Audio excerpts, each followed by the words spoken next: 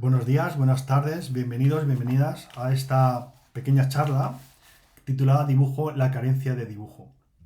Mi nombre es José María Buillón y soy profesor de dibujo en el Departamento de Dibujo y Grabado de la Facultad de Bellas Artes de la Universidad Complutense de Madrid.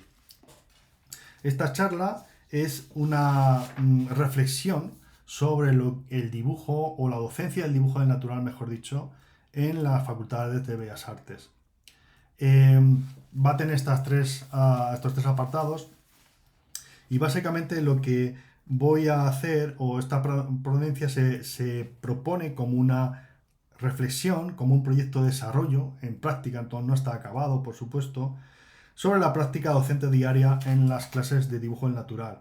Es un proyecto de investigación sobre la docencia y en base a, digamos, a la reflexión personal cotidiana que tengo la intención también de compartir junto con algunas propuestas didácticas que espero que puedan servir. La hipótesis de partida es esta. La docencia del dibujo del natural, entiéndase como modelo, y más allá del modelo, no solo centrado en el modelo, es una disciplina necesaria, conveniente en la formación artística. Para ello voy a tratar estos tres apartados. ¿Cuál es el valor muy general, el valor sociocultural asociado y algunos problemas? ¿Cuál es la naturaleza del dibujo que podemos aplicar en el estudio natural? Y algunas propuestas de metodologías de la mirada que luego explicaré qué es. En principio, la sensación que tenemos respecto a la disciplina del dibujo, creo que en general podemos convenir en que probablemente sea de una aceptación bastante baja, basada en el comportamiento, creo, en general de la sociedad. Por esto esta cita de Heráclito, el comportamiento del hombre es su destino. Creo que en general podríamos acordar, y creo que es lo bueno es que hablemos y dialoguemos después sobre estas premisas, que el grado de aceptación de esta disciplina es bastante bajo, ¿no? Basado fundamentalmente en la cultura actual del deseo, en la cultura del espectáculo, ¿no? Ya que ese esfuerzo ya no está de moda, según palabras de Lipovetsky. Todo lo que supone una sujeción a una disciplina austera se ha desvalorizado en beneficio del culto al deseo y de la realización inmediata.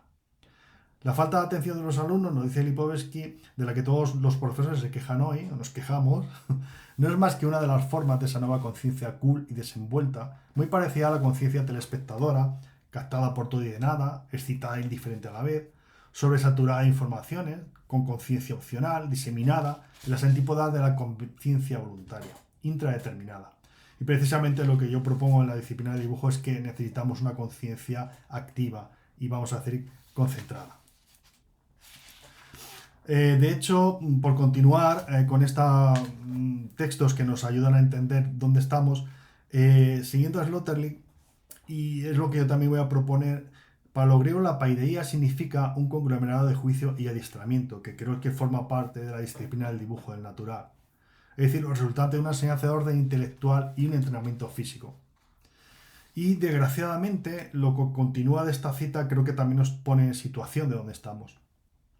La pedagogía europea ahogó con frecuencia, al principio mediante una disciplina basada en la dominación a sus educandos, tratándolos como inferiores, para terminar, hoy en día, donde estaríamos, dirigiéndose a ellos cada vez más frecuentemente como falsos adultos exentos de toda disciplina y del esfuerzo del ejercicio.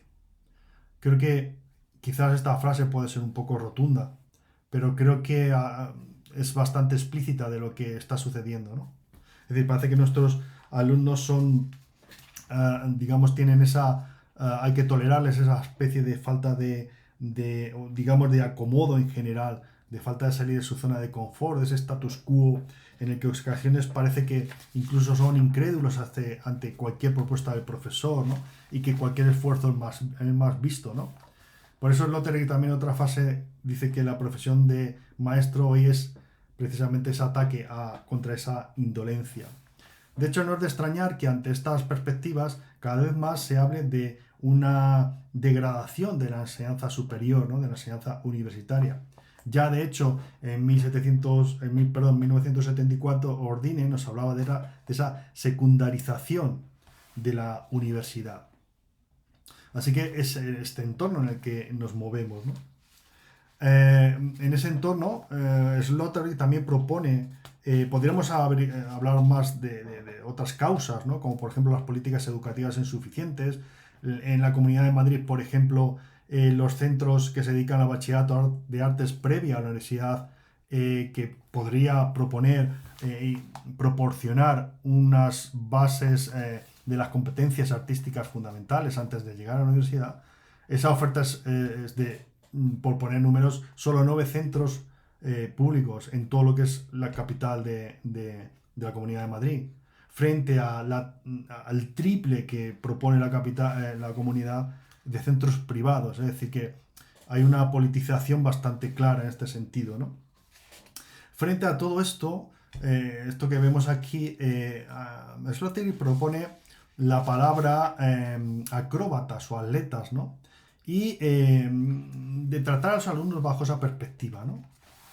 Salir de esa política de la pedagogía e entender que nuestros alumnos son acróbatas, es decir, que se van a mover en la cuerda floja, ¿no? Y propone la palabra accesis. Accesis como un acceso realmente al conocimiento que propone la disciplina del dibujo del natural. Obviamente, el accesis que da es accesis al conocimiento del arte, ¿no? Precisamente, ¿no? Y creo que es una de las cosas que más están atacadas hoy en día en la post-academia, ¿no?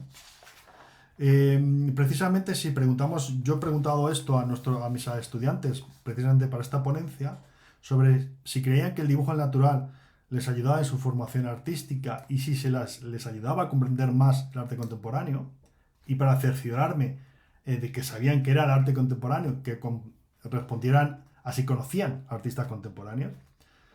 Es sorprendente que al 100% en la primera pregunta han dicho que sí, que es importante su formación, y que prácticamente el 75% ha dicho que también lo es para comprender el arte contemporáneo. El 25% que ha dicho que no, aún así reconocía el valor del dibujo para comprender su formación y para poder entrar en el arte contemporáneo. Y todos han sido capaces de enumerar al menos 3 artistas contemporáneos, con lo cual es sorprendente. Sorprendente porque al final habla que realmente el problema no es tanto la disciplina, sino no es la materia, el dibujo del natural, sino el tema de la disciplina y la repetición en esta práctica. Bajo esa perspectiva, lo que yo he propuesto es básicamente que el dibujo, ya que tiene, según Safransky, un valor trascendente y que no debe estar sometido a una instrumentalización moral o política, si el arte tiene una dimensión trascendente, esto lo ha dicho Safransky el día 25 de octubre en el Museo del Prado, entonces el dibujo también lo tiene. Y esto es lo que yo creo que yo propongo y me gusta proponer, ¿no? en mis clases. Si eso es así, entonces eso se consigue mediante el término de accesis, es decir, ese proceso de adiestramiento y juicio, ¿no? Claro, esto entronca, parece un poco subversivo hoy en día. ¿Y por qué? Pues porque parece que hablar de la trascendencia en el arte parece que está prohibido. Sin embargo, entronca con esa rama, esa cultura de Occidente que prácticamente tiene sus orígenes en Grecia y que atraviesa toda la cultura, digamos, de la pedagogía del arte en Occidente. Y solo por poner un ejemplo, esta academia de José García Hidalgo, del Madrid barroco, en el que, aparte de, podremos entrar, pero básicamente quiero centrarme en los dos lemas, las dos filicteias que están escritas, ¿no? La del fondo, ni un solo día sin línea, que como saben viene de Apeles, ¿no? De que lo recoge Plinio, sobre esa metodología básica de la repetición y la constancia para poder tener acceso al conocimiento, ¿no? Al dominio de la técnica y del dibujo, ¿no? Y la primera se refiere al dibujo como luz del mundo, ¿no? Como aquella herramienta, el dibujo que ilumina, es decir, que da acceso al conocimiento. De nuevo, el tema del acceso, ¿no? Así que esto es donde estamos, ¿no? Me gusta hablar de cómo realmente el dibujo es como la palabra el medio de construcción de la realidad. Si tenemos otros pensamientos, por ejemplo los hindúes, ¿no? En este sentido, ¿no? Cómo el dibujo de la palabra construye la realidad mediante la accesis.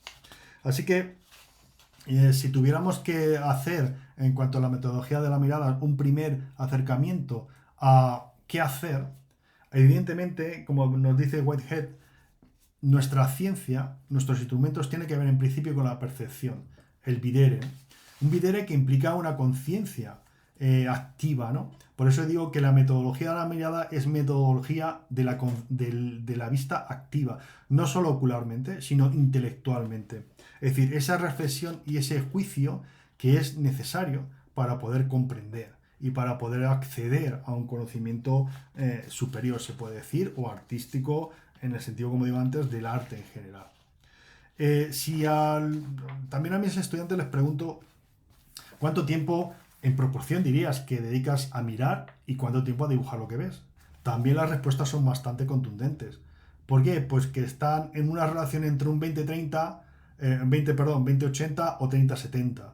Es decir, que apenas se ve, apenas se mira, apenas se presta atención. Y todo lo que yo procuro hacer es precisamente dedicar en esa metodología de la mirada un desarrollo precisamente de la capacidad de conciencia, de la capacidad de ser conscientes. Por eso en las clases siempre estamos parando y siempre estamos hablando y reflexionando sobre lo que se está haciendo. De tal manera que ese juicio ese equilibrio entre concentración e involucración se pueda producir. El tiempo más largo de concentración implica más involucración personal o intelectual, ¿no? De tal manera que al final ese equilibrio se pueda producir y se puedan producir avances en el aprendizaje. Bajo estas premisas, que he sido muy rápido, en el escrito está mucho más extenso, propongo unas conclusiones que son prácticamente, procesos que yo realizo en clase, ¿no? Bajo esa mirada de la accesis y del videre, me gustan las palabras, griegas, latinas, en el sentido de que nos abren a esa dimensión más etimológicamente más rica, ¿no? Bajo ese parámetro, de paideía, de adiestramiento y juicio, esta serie de cosas que les pongo en la pantalla son actividades que yo realizo y que básicamente, por dar una pincelada general de ello, tienen la intención de desarrollar la madurez intelectual y práctica de los estudiantes. Habitualmente el profesor siempre parece que va por encima, ¿no? Tanto proponiendo sesiones con modelo, las sesiones de teoría, sesiones de estudio natural o de trabajo autónomo, pero en este caso mi intención siempre es variar ese compromiso, se puede decir, de tal manera que sean ellos quienes asuman su responsabilidad a la hora de estudiar, a la hora de hacer estudios de teoría o a la hora de autoevaluarse. Y esto lo hacemos con mucho diálogo. Son procesos de diálogo, son procesos que tienen que ver con el desarrollo de estrategias abiertas, en el sentido de Jane Bella, que recomiendo si no lo conocen, que espero que sí, cómo se planifican actividades de un carácter mucho más abierto, para que los estudiantes, como adultos en ciernes, como acróbatas en ciernes, puedan desarrollar su madurez y puedan asimilar cada vez más procesos de autoaprendizaje, ¿no? Y de autorresponsabilidad, tanto en la planificación de sus ejercicios cotidianos, en sus desarrollo de trabajo autónomo, en estudiar con antelación para luego exponer a los demás y dialogar entre todos para avanzar en el conocimiento. Este tipo de actividades. Les remito a las conclusiones que están escritas en el texto escrito, por si quieren verlo. Y aquí básicamente quiero acabar por estar en tiempo y no pasarme de los 15 minutos. Estaría encantado de escuchar o de ver sus comentarios y sus ideas. Mi intención es, como digo, compartir con todos y establecer un diálogo respecto a esta disciplina.